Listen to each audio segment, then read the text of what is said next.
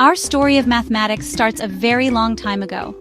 Imagine for a moment a world without numbers as we know them. Early humans lived in small groups. They hunted animals and gathered plants. They needed to keep track of things. How many people were in their group? How many animals did they see? This was the very first spark. The need to count was a fundamental step for humankind. It was really about survival, about understanding their world. This basic need pushed our ancestors towards the amazing world of mathematics, even if they didn't call it that.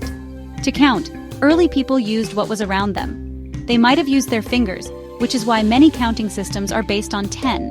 Or perhaps they used pebbles, one for each item. Archaeologists have found ancient bones with notches carved into them. These are called tally marks. Each mark could represent one animal, one day, or one moon cycle. It was a simple system, but it was incredibly powerful. It was the first way humans recorded quantities. Think of it as the earliest form of data storage. These bones are like ancient spreadsheets holding vital information. Why was counting so important for these early societies? It helped them organize their lives. Knowing the number of animals in a herd could mean the difference between feasting and famine. Tracking the days or the phases of the moon helped them predict seasons. This was crucial for knowing when to plant crops or when animals might migrate. Simple addition and subtraction probably started here too. If you have 5 berries and you eat 2, how many are left? This practical math was woven into the fabric of daily existence. It was math for living. From these humble beginnings, the idea of a number itself began to grow. It started as a one-to-one correspondence, 1 mark for 1 sheep. But slowly, humans started to understand numbers as abstract concepts. The idea of 3 could apply to 3 stones, 3 trees, or 3 days. This leap from concrete counting to abstract numbers was a massive step in our intellectual journey. It was the moment when numbers became more than just marks. They became ideas. This laid the groundwork for all the incredible mathematics that would follow in the centuries and millennia to come. Let's travel to ancient Egypt, the land of pharaohs and pyramids. The mighty Nile River was the heart of Egypt. Every year it flooded, bringing fertile soil. This was great for farming, but it also washed away land boundaries, so the Egyptians needed a way to measure land accurately. They became skilled surveyors. This required geometry. They needed to calculate areas of fields. They had to re-establish borders fairly. This practical need drove their mathematical development. Math was essential for the order and prosperity of their civilization, a tool for managing their world. And what about those incredible pyramids? These giant structures still fill us with awe. Building them was a massive challenge. It required amazing planning and precision. The Egyptians used math to design and build them. They needed to calculate angles for the sloping sides. They had to figure out the volume of stone needed. They aligned the pyramids with the stars. This shows they had a good understanding of geometry and engineering. The pyramids are a testament to their mathematical skills. They stand as stone monuments to early applied mathematics and human ingenuity. The Egyptians had their own unique number system. They used hieroglyphs to write numbers. A single stroke was 1, a heel bone symbol was 10, a coiled rope was 100, a lotus flower was 1000. It was a base 10 system like ours, but without place value. They wrote down their calculations on papyrus scrolls. One famous example is the Rind papyrus. It's like an ancient math textbook. It contains problems about arithmetic, geometry, and even simple algebra. They also worked with fractions, mostly unit fractions, which have a 1 in the numerator. So Egyptian math was very practical. It was used for building, farming, and trade. They calculated taxes. They measured ingredients for bread and beer. They figured out how much paint was needed for a tomb wall. They even had an early approximation for pi, the ratio of a circle's circumference to its diameter. They estimated it to be about 3.16. That's pretty close for over 4,000 years ago. Their mathematics was deeply intertwined with their daily lives and their grandest achievements, shaping their civilization in profound ways. It was a tool that built an empire. Now, let's shift our journey to another ancient land, Mesopotamia. This region, between the Tigris and Euphrates rivers, was home to the Babylonians. They were remarkable mathematicians too. Instead of papyrus, they wrote on wet clay tablets. They used a stylus to make wedge-shaped marks. This writing is called cuneiform. Thousands of these clay tablets have survived. Many of them contain mathematical calculations and tables. These tablets give us a fascinating window into their mathematical world. They were meticulous record keepers and problem solvers, etching their knowledge into enduring clay. The Babylonians used a sexagesimal system. That means their number system was based on 60. This might seem strange to us as we use base 10, but think about it. 60 is a very useful number. It can be divided by 1, 2, 3, 4, 5, 6, 10, 12, 15, 20, and 30. This makes calculations with fractions much easier. We still see traces of their base 60 system today. There are 60 seconds in a minute. There are 60 minutes in an hour. A circle has 360 degrees, which is 6 times 60. Their choice of base has had a lasting impact. They were quite advanced in arithmetic and algebra. Babylonian tablets show they could solve quadratic equations. These are equations where the highest power of an unknown is 2. They developed algorithms, step-by-step methods for solving these problems. One famous tablet, called Plimpton 322, lists sets of numbers that fit Pythagoras' theorem. These are known as Pythagorean triples. Amazingly, this tablet is dated to around 1800 BC. That's more than 1,000 years before Pythagoras himself was born. It shows they understood this geometric relationship. The Babylonians were also keen astronomers. They carefully observed the movements of the stars and planets. They used their mathematical skills to predict celestial events. They could forecast lunar eclipses with impressive accuracy.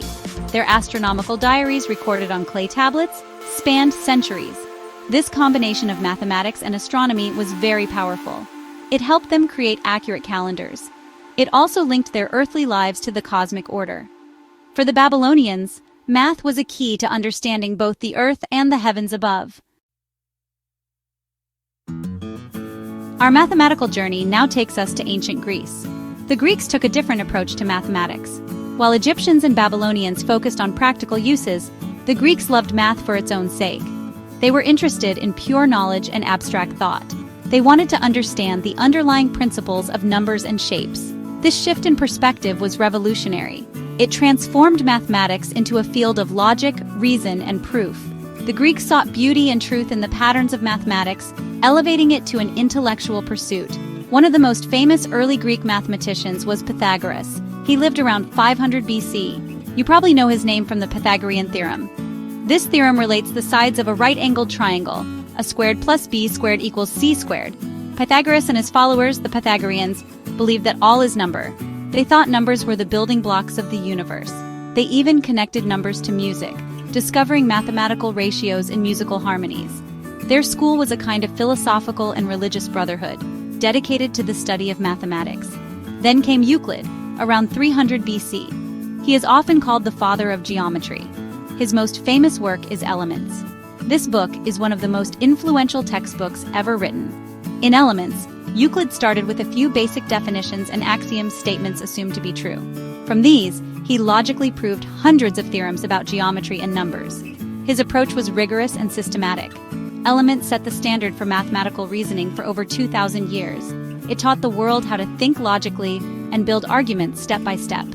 Another towering figure was Archimedes, who lived in Syracuse in the 3rd century BC. He was a brilliant mathematician, physicist, and engineer.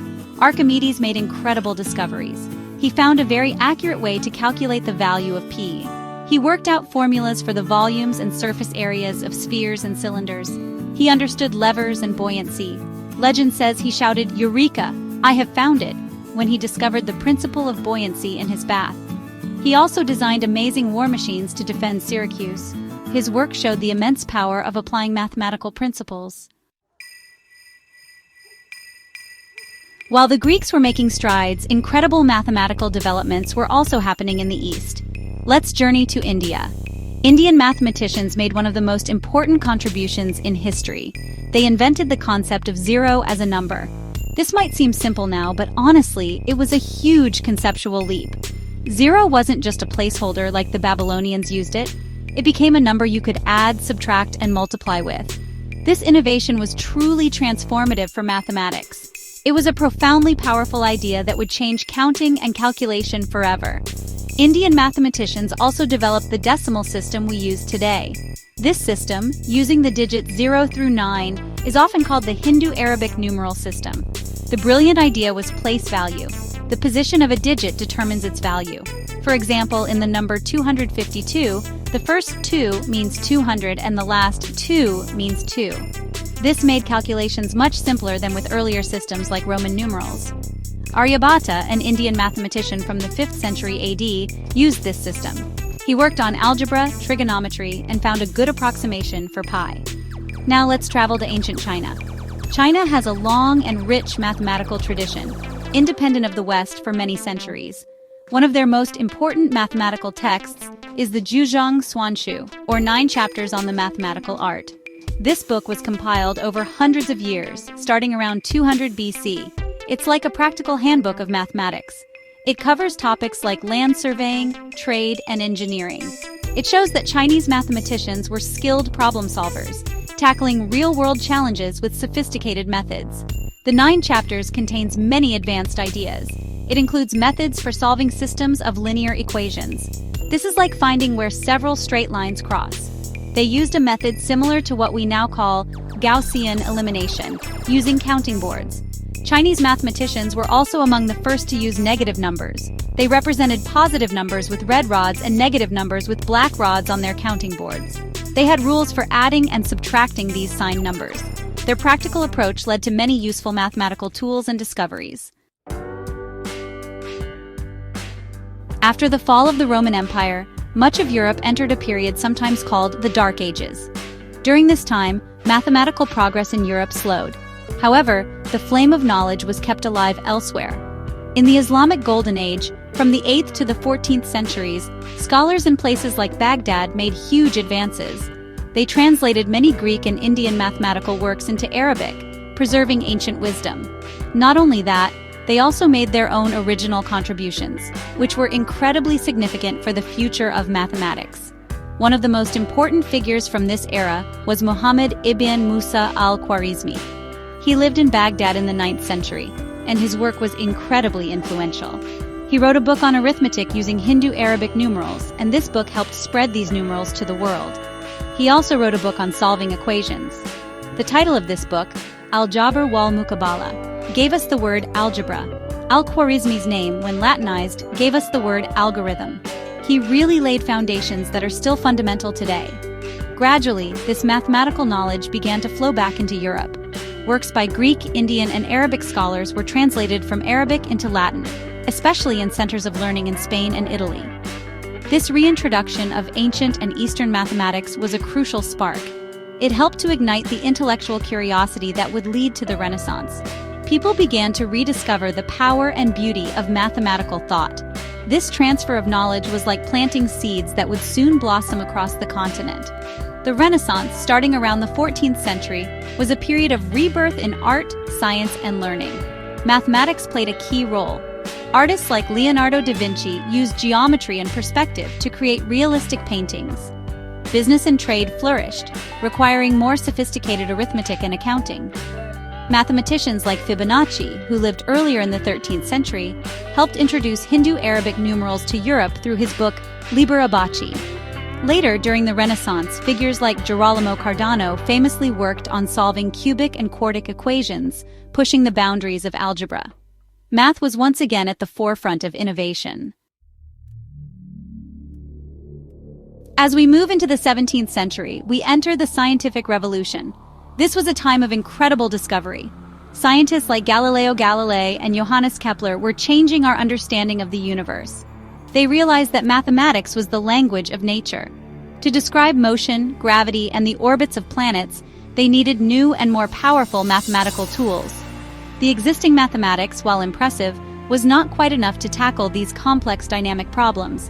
The stage was set for another giant leap in mathematical thinking, one that would unlock the secrets of change itself. This new tool was calculus. It was developed independently by 2 brilliant minds, Isaac Newton in England and Gottfried Wilhelm Leibniz in Germany.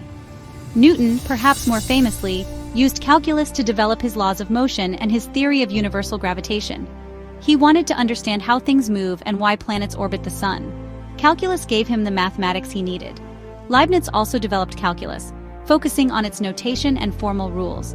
Their work, though sometimes a source of dispute over who was first, collectively provided a revolutionary framework. So, what is calculus really? In simple terms, calculus is the mathematics of change. It has 2 main branches. Differential calculus helps us find rates of change. Imagine a car speeding up. Differential calculus can tell you its acceleration at any instant. It deals with slopes of curves and instantaneous changes. Integral calculus is the opposite. It helps us find quantities by adding up lots of tiny pieces. For example, it can find the area under a curve or the volume of a complex shape. It's about accumulation and summation. The invention of calculus was a watershed moment. It transformed science and engineering. Suddenly, scientists could accurately model and predict all sorts of phenomena. They could describe the flight of a cannonball, the flow of water, or the growth of a population. Calculus became the backbone of physics. It allowed Newton to show how his law of gravity explained Kepler's laws of planetary motion. The power of calculus was immense. It opened up a whole new universe of problems that could now be solved, paving the way for centuries of scientific advancement. Fast forward to today, the 21st century. You might think math is just something you learn in school, but mathematics is everywhere around us. It's hidden inside the technology we use every single day.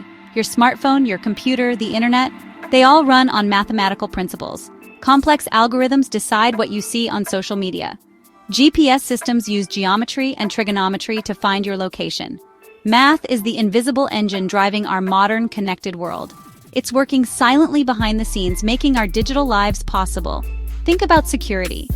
When you buy something online or use internet banking, your information needs to be safe. This is where cryptography comes in. Cryptography is the science of secret codes. It uses sophisticated mathematics, especially number theory and prime numbers. Large prime numbers are the key to making your data secure. Without this branch of mathematics, our online world would be a very risky place. So, every time you make a secure transaction, you can thank mathematicians for developing the tools to protect your information. Mathematics is also at the heart of exciting new fields like data science, artificial intelligence, and machine learning. We are generating vast amounts of data every day. Mathematicians and statisticians develop algorithms to analyze this data, find patterns, and make predictions. AI systems, from voice assistants to self-driving cars, learn from data using mathematical models. Medical imaging techniques like MRI and CT scans rely heavily on mathematical algorithms to create pictures of the inside of our bodies. Math is helping us understand and interact with information in powerful new ways. Furthermore, math helps us model and understand complex systems. Scientists use mathematical models to study climate change. Economists use them to understand financial markets. Epidemiologists use them to predict the spread of diseases. These models help us make informed decisions and plan for the future. They allow us to explore what-if scenarios and understand the potential consequences of our actions. From the smallest particles to the largest galaxies, from individual health to global challenges, mathematics provides the tools for investigation and solution. So, we've been on an incredible journey through the history of mathematics. We've seen how it started with simple counting, how it grew in ancient civilizations, how brilliant minds like Euclid, Aryabhata, and Newton pushed its boundaries. But math is not just about old formulas and famous dead people. It's a living, breathing subject. More importantly, it's a powerful way of thinking. Learning math helps you develop skills in problem-solving and logical reasoning. It teaches you to break down complex problems into smaller, manageable parts, a skill valuable in any career. The skills you gain from studying mathematics are truly universal. Whether you want to be a scientist, an engineer, an artist, a doctor, or an entrepreneur, mathematical thinking will help you. It trains your brain to be analytical and precise. It encourages you to look for patterns and connections. It fosters creativity in finding solutions. In a world that is increasingly complex and data-driven, the ability to think critically and quantitatively is more important than ever before. Math provides a fundamental toolkit for navigating and shaping this world. Moreover, mathematics is the key to future discoveries and innovations. Many of the challenges we face today, like finding cures for diseases, developing sustainable energy sources, or exploring space, will require new mathematical insights. The next generation of mathematicians, scientists, and engineers will build on the knowledge of the past to create a better future. They will use math to ask new questions, to model new phenomena, and to invent technologies we can barely imagine today. The adventure of mathematical discovery is far from over. It's constantly evolving. So don't be afraid of math. It can seem challenging at times, but it's also incredibly rewarding. Think of it as a journey of exploration, full of puzzles to solve and patterns to uncover. Embrace the challenge. Ask questions. Be curious. Whether you realize it or not, you use mathematical thinking every day. Understanding its power and its beauty can open up a whole new world of possibilities for you. The future is undeniably mathematical, and by engaging with it, you are equipping yourself to be an active participant in shaping that future.